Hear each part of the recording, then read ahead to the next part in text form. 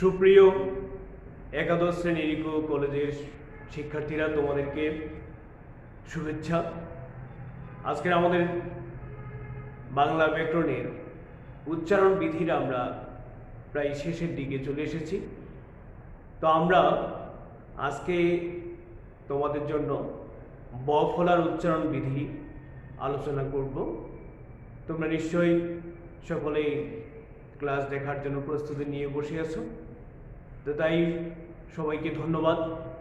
এবং আমরা ক্লাসে আজকে বোর্ডের যে নিয়মগুলো লিখে দেওয়া আছে এগুলো সুন্দর করে আমরা বাসায় এবং এখানে এই মুহূর্তে ক্লাসে আমরা মনোযোগী হয়ে এগুলো দেখব। এবং কোনো যদি সমস্যা হয় বা বুঝতে না পারো তাহলে ইনবক্সে, আমাদের কমেন্ট ইনবক্সে অবশ্যই কমেন্ট করতে ভুলবে না কিন্তু। তো আমরা চলো কথা না বাড়িয়ে ক্লাসে ফিরে যাই। আজকে আমাদের একটি মজার একটি ক্লাস, ব ফলার উচ্চারণ। চলো আমরা ক্লাসে যাই। দেখো বন্ধুরা, যে আজকের ক্লাস হচ্ছে ব ফলার উচ্চারণ। আর আমাদের ব ফলা আমরা জানি যে শব্দের যুক্ত ব্যঞ্জনের সাথে যখন থাকে তখন সেটাকে আমরা ব ফলা বলে থাকি। অর্থাৎ ব যদি যুক্ত ব্যঞ্জনে সংযুক্ত হয় তাহলে আমরা সেটাকে ব ফলা বলছি। তো ব ফলাটা আমাদের শব্দে বিভিন্ন ভাবে থাকতে পারে। অর্থাৎ শব্দের শুরুতে থাকতে পারে, শব্দের মধ্যে থাকতে পারে বা শব্দের শেষে থাকতে পারে। তো শব্দের শুরুতে কি ধরনের উচ্চারণ হবে, মধ্যে কেমন হবে এবং শেষে কেমন হবে, এই তিনটি বিষয়ে আজকে আমরা ব ফলার উচ্চারণ বিধিতে পাব। তো আমরা 1 নম্বর সূত্রে দেখছি যে পদের আদ্য বা শুরুতে ব ফলা অনুচ্চারিত হয়। অর্থাৎ পদের শুরুতে ব ফলাটা উচ্চারিত হবে না। যেমন আমরা শ্বাস একটি শব্দ রয়েছে, এই শ্বাস শব্দটিতে আমরা ব ফলার উচ্চারণ করছি না। শ্বাস, স্বাদ রয়েছে, স্বাদের ক্ষেত্রেও আমরা শব্দের শুরুতে যেহেতু ব ফলা আছে কাজেই আমরা এটা অনুচ্চারিত থেকে যাচ্ছে, অর্থাৎ উচ্চারিত হচ্ছে না স্বাদ। এরপরে দাঁড়, দাঁড়ের মধ্যেও আমরা দেখছি যে আমরা উচ্চারণের ক্ষেত্রে লিখেছি দাঁড়, অর্থাৎ শব্দের শুরুতে ব ফলা উচ্চারণ হচ্ছে না। একটি কথা মনে রাখতে হবে, প্রথমটি হচ্ছে আমাদের শব্দ, বানানের শব্দ এবং পরেরটি উচ্চারণ। যেটি অ্যারো চিহ্ন দিয়ে আমরা বোঝাচ্ছি সেটি হলো উচ্চারণ, প্রথমটা হলো আমাদের বানানের শব্দ। তবে 1 নম্বর সূত্রে আরেকটি বিষয় গুরুত্বপূর্ণ হলো যে শব্দের শুরুতে যদিও ব ফলা অনুচ্চারিত থাকে কিন্তু এখানে সামান্য ঝোঁক একটা শ্বাসাঘাত করে। অর্থাৎ যেমন স্বাধীন শব্দটা আমরা উচ্চারণ করছি, তো স্বাধীন কিংবা স্বপ্ন, এই প্রথম শব্দে আমরা খেয়াল করলাম যে এখানে শ্বাস রয়েছে, তো আমরা প্রথমেই শ্বাসাঘাত দিচ্ছি। অর্থাৎ যে ব্যঞ্জনের সাথে যুক্ত হচ্ছে আমাদের ব ফলা, সেই ব্যঞ্জনে আমরা একটি ঝোঁক দিচ্ছি।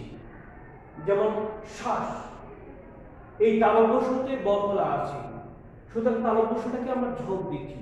শ্বাস, স্বপ্ন, স্বাধীন কিংবা শ্বাসাঘাত যে শব্দটা উচ্চারণ করলাম, ওই শ্বাসাঘাত শব্দেরও তালব্যস্বতে আমরা একটা ঝোঁক দিচ্ছি।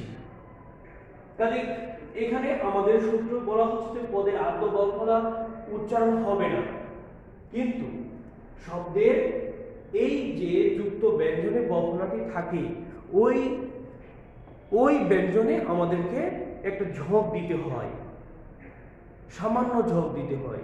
অথবা আমরা একটু এটাকে আমরা শ্বাসাঘাত বলি, মানে শ্বাস দিয়ে একটা জোরে শ্বাস ছেড়ে দেওয়া। শ্বাস, স্বাধীন, এই যে প্রথমে একটা ঝোঁক দিচ্ছি মহাপ্রাণ ধ্বনির মতো, তাই না? তো যাই হোক, আমরা 1 নম্বর সূত্রটি আশা করি বুঝতে পারছি। এইভাবে আমরা এটি পেলাম। কিন্তু শিক্ষার্থী বন্ধুরা, আমরা কিন্তু ভুলে যাব না যে পদের আদ্য শব্দের শুরুতে যদি ব ফলা থাকে সেক্ষেত্রে এই নিয়মটা 1 নম্বর নিয়মটা। এরপরে আমরা 2 নম্বর নিয়ম। তাহলে এরপরে থাকলো কি, শব্দের শুরুর কথা বললাম, তাহলে এরপরে শব্দের মধ্যে যদি ব ফলা থাকে কিংবা শব্দের শেষে থাকে তাহলে কেমন ধরনের উচ্চারণ হবে চলো এটাও একটু দেখে নিই। যে পদের মধ্যে বা অন্তে ব বফলা সংযুক্ত বর্ণের উচ্চারণ দ্বিত্ব হয়। তোমরা ইতিপূর্বে ক্লাসে বুঝিয়ে ফেলেছো, দ্বিত্ব মানে দুইবার উচ্চারণ করতে হয়। যে ব্যঞ্জনের সাথে যুক্ত হবে বফলাটা, ওই ব্যঞ্জনটাকে আমরা দুইবার উচ্চারণ করব, ওই ব্যঞ্জনকে আমরা দুইবার উচ্চারণ করব। যেমন তোমাদের সুবিধার্থে আমি একটু সাদৃশ্য রেখেছি। প্রথমে শ্বাস লিখেছিলাম, এর সামনে বি লাগিয়ে বিশ্বাস, অর্থাৎ বিশ্বাস, বিশ্বাস।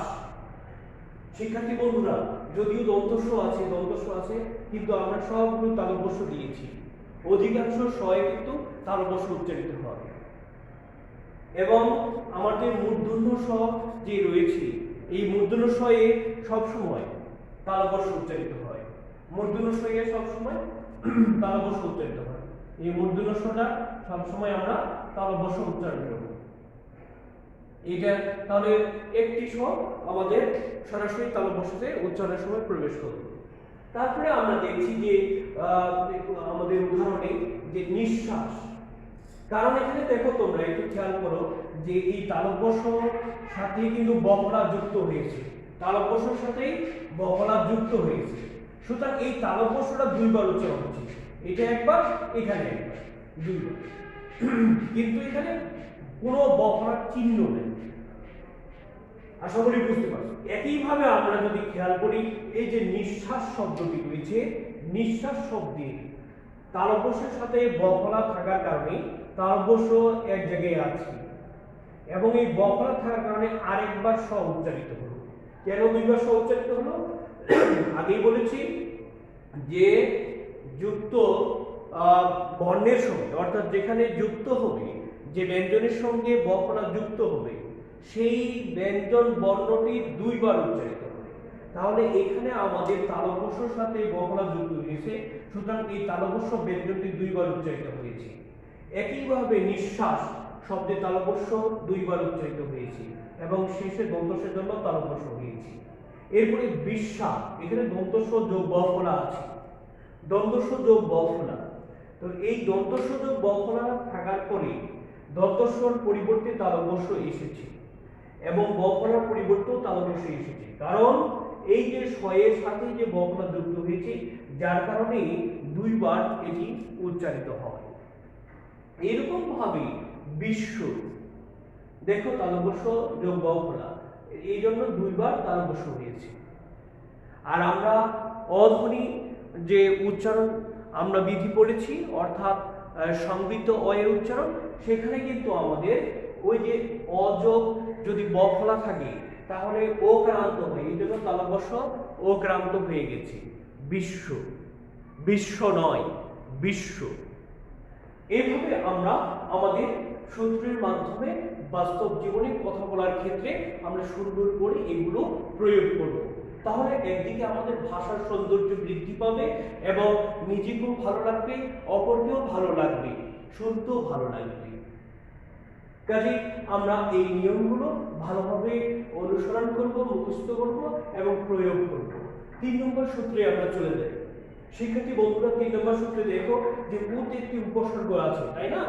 তো এই উত উপসর্গ আমাদের, এবং উতের পরিবর্তে উদ হয়, উত উপসর্গের শব্দে আবার উদ হয়, এই জন্য আমি ব্র্যাকেটে এটাকে উদ লিখেছি। তাহলে উত উপসর্গ যোগে গঠিত শব্দ, যেখানে উত উপসর্গ আছে, এরকম শব্দে গঠিত শব্দে যদি বফলা থাকে, তাহলে বফলার উচ্চারণ কিন্তু অবিকৃত থাকে, অর্থাৎ অবিকৃত মানে বয়ের মতোই উচ্চারণ হবে, অর্থাৎ বয়ের মতোই উচ্চারণ হবে। তাহলে আমরা এখানে উদাহরণ দেখি যে উদ্বেগ, এটাকে অনেকে উচ্চারণ করতে ভুল করে, অনেকে উদ্বেল বলে, আসলে এটা হবে উদ্বেগ। ওই যে নিয়ম বলছে যে উত উপসর্গ যোগে যদি কোনো শব্দ থাকে আর ওই শব্দে বফলা যদি যুক্ত হয়, তাহলে কি হবে? তাহলে বয়ের মতোই উচ্চারণ হবে।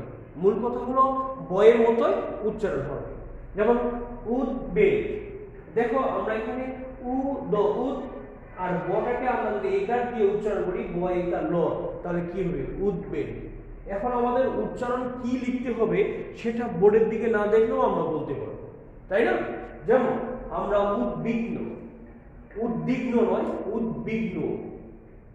তারপরে উদ্ধর্তন, অনেকে বলছি এটা হবে উদ্বর্তন, উদ্বর্তন। এভাবে উদ্বোধন, ঠিক আছে। এইভাবে আমরা অন্যান্য উদাহরণগুলো প্রয়োগ করব।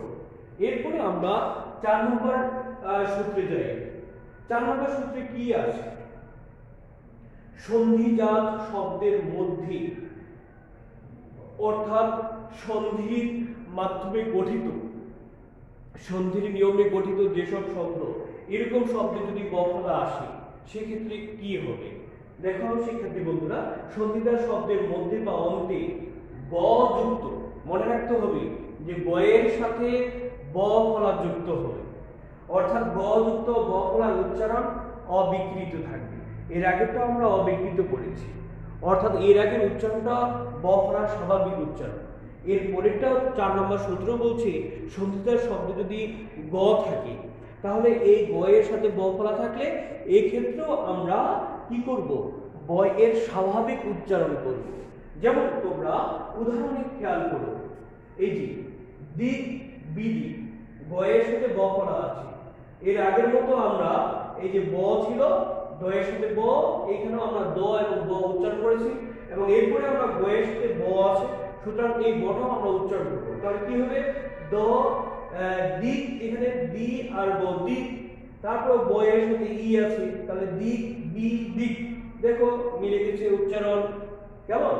দিক বি, দিক বিজয়ী।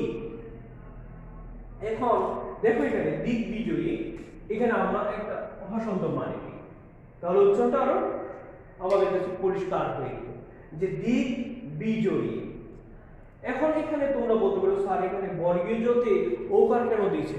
ওই যে আমরা অধ্বনির সংবৃত্ত উচ্চারণ করেছিলাম যে অ যোগ ই যদি হয়, আমাদের সংবৃত্ত এরকম ছিল যে অ যোগ ই থাকলে কি হবে? সমান, এটাও ও এর মতো উচ্চারণ হবে অথবা ওকার হয়ে যাবে।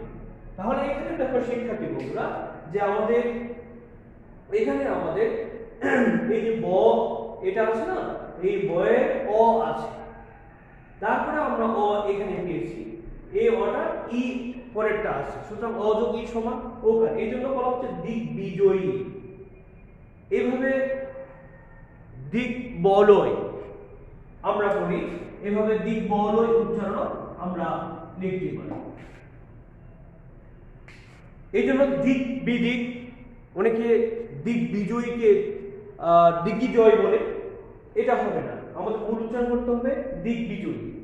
এরপরে 5 নম্বর সূত্র আমরা দেখি সর্বশেষ যে যুক্ত ব্যঞ্জনের সঙ্গে ব ফলা অনুচ্চারিত থাকে। যুক্ত ব্যঞ্জনের সঙ্গে ব ফলা অনুচ্চারিত মানে ব এর উচ্চারণ হবে না। যেমন আমরা উচ্ছ্বাস, এই যে উ যোগ চ ছ তারপরে যোগ ব ফলা, তাহলে চ এর উচ্চারণ আমরা দেখছি, ছ এর উচ্চারণ পেয়েছি, কিন্তু ব ফলার উচ্চারণ এখানে আসে নাই, তাহলে উচ্ছ্বাস। এভাবে সান্ত্বনা, এই যে সান্ত্বনা শব্দের ত এর সাথে ব ফলা আছে, এই ক্ষেত্রে আমরা দেখো যে এখানে ব ফলাটা আসে নাই, অর্থাৎ ব এর উচ্চারণ এখানে হয়নি, অনুচ্চারিত। সান্ত্বনা।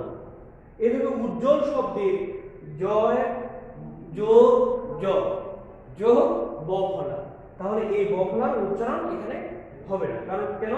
সূত্র বলছে যে যুক্ত ব্যঞ্জনের সঙ্গে, এখানে ব্যঞ্জন বর্গীয়জের সাথে ব ফলা এসেছে, সুতরাং এর উচ্চারণ আমাদের করতে হবে না। এই জন্য সান্ত্বনা অথবা উজ্জ্বল।